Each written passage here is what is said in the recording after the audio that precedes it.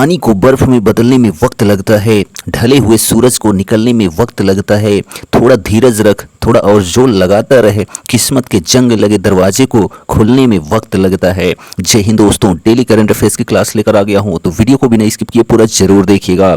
ज़्यादा मैटर के साथ, ज़्यादा कंटेंट्स के साथ आपको यह वीडियो प्रोवाइड की जाती है। पर डे सुबह 6 बजे यह अपडेट आपको मिल जाती है। तो चैनल को अगर आपने सब्सक्राइब नहीं किया तो सब्सक्राइब कर लीजिए और बेल आइकन को भी प्रेस कर दीजिए, जिससे आने वाली प्रत्येक वीडियो आप तक पहुंच सके सबसे पहले।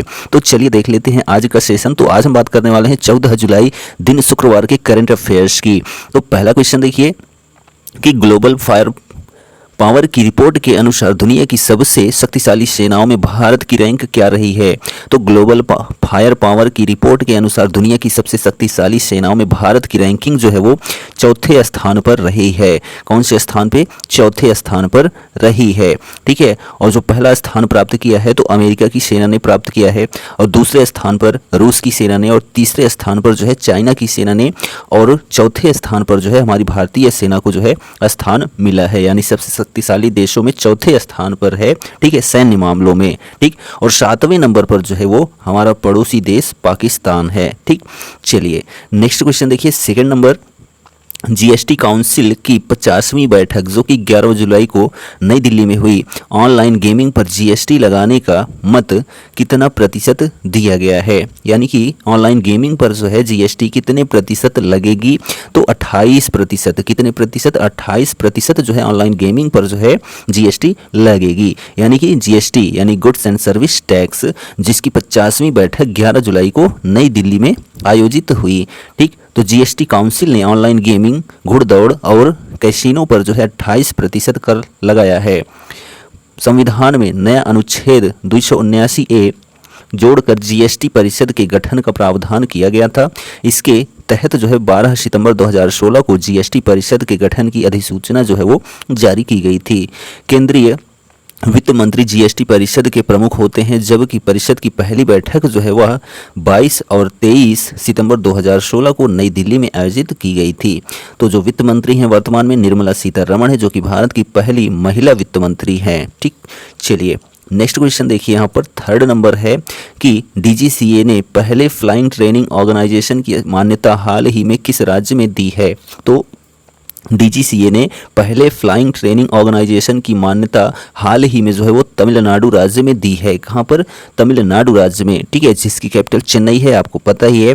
और बात करते हैं मुख्यमंत्री की, तो तमिलनाडु के जो मुख्यमंत्री हैं एमके स्टालिन हैं, और राज्यपाल आरएन रवि हैं वर्तमान में। बात करते हैं डीजीसीए की, तो जो डीजीसीए है यानी directorate general of civil aviation, जिसकी स्थापना 1 अप्रैल 1997 को हुई थी, और मुख्यालय जो है नई दिल्ली में स्थित है। और जो महानिदेशक हैं डीजीसीए के वो विक्रम देव दत्त हैं। ठीक, चलिए नेक्स्ट क्वेश्चन है फोर्थ नंबर कि फॉस्फीन की खोज हाल ही में कहां पर की गई है। तो फॉस्फीन की खोज हाल ही में जो है शुक्र के वायुमंडल में की गई है। यानी कि शुक्र ग्रह के वायुमंडल में फॉस्फीन की खोज की गई है हाल ही में। ठीक है, तो शुक्र ग्रह को आप जानते ही हैं। तो बात करते हैं फॉस्फीन की, तो बृहस्पति और शनि जैसे ग्रहों के वायुमंडल में गैस आम बात है। कौन सी? फॉस्फीन। पृथ्वी पर फॉस्फीन जीव विज्ञान से जुड़ा हुआ है। औद्योगिक रूप से अगर इसे सोडियम या फिर पोटेशियम हाइड्रोक्साइड के साथ सफ़ेद फास्फोरस की प्रतिक्रिया से बनाया जा सकता है। किसको? तो फास्फीन को।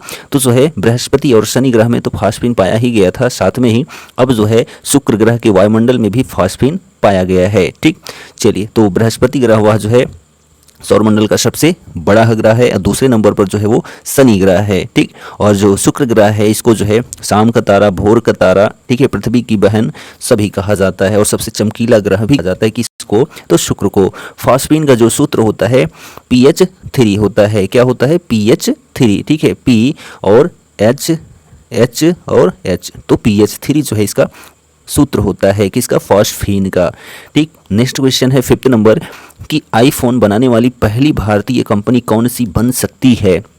तो आईफोन बनाने वाली पहली भारतीय कंपनी जो है वो टाटा ग्रुप बन सकती है। कौन सी? टाटा ग्रुप बन सकती है पहली भारतीय कंपनी जो आईफोन बना सकती है। ठीक, तो आईफोन के जो CEO हैं वो टिम कुक हैं। कौन है? टिम कुक हैं वर्तमान में। और टाटा सन्स ठीक है, जमशेद जी टाटा ने स्थापना की थी और वर्तमान में रतन टाटा जो हैं अध्यक्ष हैं। नेक्स्ट क्वेश्चन देखिए 6 नंबर की हाल ही में सबसे छोटी विलुप्त पेंगुइन प्रजाति के अवशेष कहाँ पर खोजे गए हैं। तो हाल ही में सबसे छोटी पक्षी जो विलुप्त हो चुकी हैं वो पेंगुइन प्रजाति के अवशेष जो है वो तारानाकी न्यूजीलैंड में खोजे गए हैं। कहाँ पर? तारानाकी न्यूजीलैंड में। तो न्यूजीलैंड की कैपिटल जो है वो वेलिंगटन है और जो करेंसी है वो डॉलर है और जो प्राइम मिनिस्टर हैं, ठीक है, न्यूजीलैंड के वो क्रिस हिपकिंस हैं। कौन है? क्रिस हिपकिंस जो है वो न्यूजीलैंड के प्रधानमंत्री हैं वर्तमान में। नेक्स्ट क्वेश्चन है 7 नंबर की आईटीसी बोर्ड के चेयरमैन और एमडी के रूप में किसे नियुक्त किया गया है। तो आईटीसी बोर्ड के चेयरमैन और एमडी के रूप में जो है वो संजीव पुरी को नियुक्त किया गया है। किसको? संजीव पुरी को आईटीसी का चेयरमैन और एमडी के रूप में चुनाव किया गया है। ठीक, आईटीसी यानी कि imperial tobacco company of India limited. ठीक है, तो आईटीसी का फुल फॉर्म क्या होता है? इंपीरियल टोबैको कंपनी होता है, जिसका अध्यक्ष चेयरमैन संजीव पुरी को बनाया गया है। तो आईटीसी की जो है स्थापना 24 अगस्त 1910 को हुई थी। कहाँ पर? तो कोलकाता में इसका मुख्यालय स्थित है। ठीक, नेक्स्ट क्वेश्चन है 8 नंबर कि विश्व तीरंदाजी युवा चैंपियनशिप 2023 हाल ही में कहाँ पर संपन्न हुई है। तो विश्व तीरंदाजी युवा चैंपियनशिप 2023 हाल ही में लिमरिक आयरलैंड में संपन्न हुई है। कहाँ पर? लिमरिक आयरलैंड में। और इसमें जो है भारत ने 11 पदक जीते हैं। कितने पदक? 11 पदक, जिनमें 6 स्वर्ण पदक, 1 रजत पदक और जो है 4 कांस्य पदक जीते हैं। किसने? भारत ने। और दूसरे स्थान पर भारत की स्थिति है किसमें? तो विश्व तीरंदाजी युवा चैंपियनशिप 2023 में, जो कि लिमरिक आयरलैंड में आयोजित हुई थी। और पहले स्थान पर जो है वो दक्षिण कोरिया है। ठीक, तो 2025 में जो तीरंदाजी युवा चैंपियनशिप आयोजित की जाएगी वह विन्नीपेग कनाडा में आयोजित की जाएगी। कहाँ पर? विन्नीपेग कनाडा में। ठीक, राजधानी जो है आयरलैंड की डबलिन है और जो मुद्रा है वह जो है यूरो है और राष्ट्रपति जो है माइकल डी हिंगिस हैं। कहाँ के? तो आयरलैंड के। और प्रधानमंत्री की बात करते हैं तो लियो वराडकर जो हैं प्रधानमंत्री हैं। कहाँ के? आयरलैंड के, जो कि एक भारतवंशी हैं। ठीक है, यानी भारतीय हैं। वर्तमान में यूरोप में कुल 3 देशों में भारतीय मूल के प्रधानमंत्री हैं, जैसे कि ऋषि सुनक जो है ब्रिटेन के हैं, एंटोनियो कोस्टा जो है वो पुर्तगाल की हैं और लियो वराडकर जो है वो आयरलैंड के हैं वर्तमान में। ठीक, चलिए नेक्स्ट क्वेश्चन है 9 नंबर की भारत और किस देश के द्वारा जो है रुपए में बिलैटरल ट्रेड शुरू किया गया है। तो भारत और जो है बांग्लादेश। ठीक है, भारत और बांग्लादेश के बीच में जो है रुपए में बिलैटरल ट्रेड शुरू किया गया है, यानी द्विपक्षीय जो है व्यापार शुरू किया गया है। किसके बीच? तो भारत और बांग्लादेश के बीच। तो द्विपक्षीय व्यापार 2 देशों के बीच व्यापार और निवेश को बढ़ावा देने वाले सामानों का आदान प्रदान है। दोनों देश व्यापार और निवेश को प्रोत्साहित करने के लिए टैरिफ, आयात कोटा, निर्यात प्रतिबंध और अन्य व्यापार बाधाओं को जो है कम या फिर समाप्त करेंगे। ठीक, तो जो बांग्लादेश है, प्रधानमंत्री जो है वो शेख हसीना है। कहाँ की? बांग्लादेश की। नेक्स्ट क्वेश्चन है 10 नंबर की 14 जुलाई को फ्रांस की राजधानी पेरिस में बैस्टिल डे परेड में मुख्य अतिथि के रूप में कौन भाग लेंगे। तो 14 जुलाई को जो है फ्रांस की राजधानी पेरिस में बैस्टिल डे परेड में मुख्य अतिथि के रूप में जो है वो नरेंद्र मोदी जी जो है शामिल होंगे। कौन? प्रधानमंत्री नरेंद्र मोदी। ठीक, चलिए बात करते हैं फ्रांस की। तो कैपिटल जो है फ्रांस की पेरिस है, आपको पता ही है। और जो प्रधानमंत्री हैं एलिजाबेथ बोर्न है। कहाँ के? फ्रांस के। ठीक है, भारत दौरे पर आए थे और उन्होंने इनवाइट किया था नरेंद्र मोदी को कि बैस्टिल डे परेड में आपको आना है। चलिए देखते हैं 11 नंबर क्वेश्चन। किसने जीएसटीएन यानी कि goods and services tax network को पीएमएलए यानी कि prevention of money laundering act के तहत जो है लाने का फैसला किया है। तो केंद्र सरकार ने। किसने? तो केंद्र सरकार ने जो है जीएसटीएन यानी goods and service tax network को पीएमएलए यानी prevention of money laundering act के तहत लाने का फैसला किया है। किसने? तो केंद्र सरकार ने। नेक्स्ट क्वेश्चन है 12 नंबर की महिलाओं के विरुद्ध अपमान के मामलों के निपटारे में कौन सा राज्य या फिर केंद्र शासित प्रदेश जो है शीर्ष पर रहा है। तो महिलाओं के विरुद्ध अपराध के मामलों के निपटारे में जो है वो दादरा और नगर हवेली और दमन दीव जो है वो केंद्र शासित प्रदेश शीर्ष पर रहा है। तो जो दादरा और नगर हवेली, दमन और दीव है, यह जो है एक केंद्र शासित प्रदेश है। पहले दो अलग अलग थे, दादरा और नगर हवेली और दमन दीव, लेकिन अब ये जो है वर्तमान में दोनों एक हैं केंद्र शासित प्रदेश के रूप में। और यहाँ के प्रशासक जो हैं वो प्रफुल्ल पटेल हैं। कहाँ के?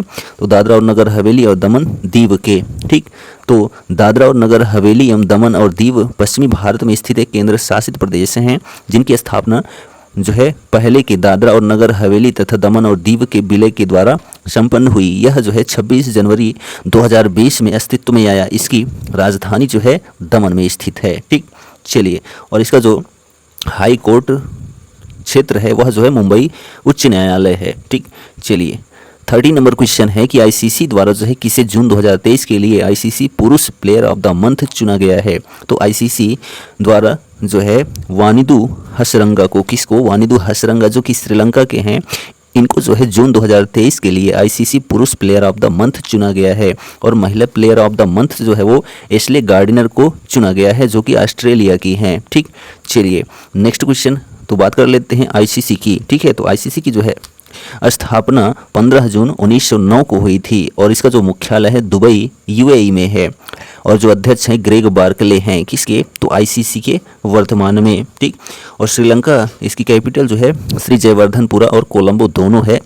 और यहाँ के जो प्रधानमंत्री हैं दिनेश गुणवर्धन हैं। और ऑस्ट्रेलिया की जो कैपिटल है वो कैनबरा है। ठीक है, चलिए नेक्स्ट क्वेश्चन देखिए 14 नंबर की 34वें जीव विज्ञान ओलंपियाड में कौन सा देश शीर्ष पर रहा है? तो 34वें जीव विज्ञान ओलंपियाड में जो है वो भारत देश शीर्ष पर रहा है। कौन सा देश? भारत देश। इन्होंने जो है 4 स्वर्ण पदक जीते हैं। किसने? भारत देश ने 4 स्वर्ण पदक जीते हैं 34वें जीव विज्ञान ओलंपियाड में। ठीक है, तो यह जो है कहाँ आयोजित हुआ? तो 34वें अंतर्राष्ट्रीय जीव विज्ञान ओलंपियाड का आयोजन जो है संयुक्त अरब अमीरात के अल एन में जो है आयोजित किया गया। यह कार्यक्रम 3 जुलाई 2023 से शुरू होकर 11 जुलाई 2023 तक जो है संपन्न कराया गया। ठीक, अंतर्राष्ट्रीय जीव विज्ञान ओलंपियाड 2024 के लिए मेज़बानी जो है वो कजाकिस्तान ने किया। किसने? तो कजाकिस्तान ने किया। संयुक्त अरब अमीरात में शिक्षा मंत्री जो हैं वो अहमद बेलहौल अल फलाशी हैं। ठीक है, और इसके पहले जो भारत है वह भारत खगोल विज्ञान और खगोल भौतिकी में जो है 2008, 9, 10 और 11, 2015 और 21 में, और भौतिकी के क्षेत्र में 2018 में, और जूनियर साइंस के क्षेत्र में 2014, 19, 2021, 2022 में जो है पदक तालिका में सबसे ऊपर है। ठीक, और 2023 में भी जो है वो शीर्ष स्थान प्राप्त किया है 4 स्वर्ण पदक जीतकर। ठीक है, चलिए नेक्स्ट क्वेश्चन है 15 नंबर की नाबार्ड ने किस तिथि को अपना 42वां स्थापना दिवस मनाया? तो नाबार्ड ने जो है 12 जुलाई को, कब? 12 जुलाई 2023 को जो है नाबार्ड ने अपना 42वां स्थापना दिवस मनाया। किसने? तो नाबार्ड ने। ठीक, जिसकी थीम थी 2023 की NABARD 42 years of rural transformation. ठीक है, तो नाबार्ड का जो फुल फॉर्म होता है वह national bank for agricultural and rural development होता है, जिसकी स्थापना 12 जुलाई 1982 को हुई थी। और इसका मुख्यालय जो है वो मुंबई में स्थित है। और इसके जो चेयरमैन है वर्तमान में श्री साजी केवी हैं। ठीक है, किसके? नाबार्ड के। नेक्स्ट क्वेश्चन है 16 नंबर कि एशियन एथलेटिक्स एसोसिएशन द्वारा जो है किस देश के एथलेटिक्स महासंघ को एशिया का सर्वश्रेष्ठ सदस्य महासंघ घोषित किया गया है? तो एशियन एथलेटिक्स एसोसिएशन द्वारा जो है भारत देश के, ठीक है, किसके?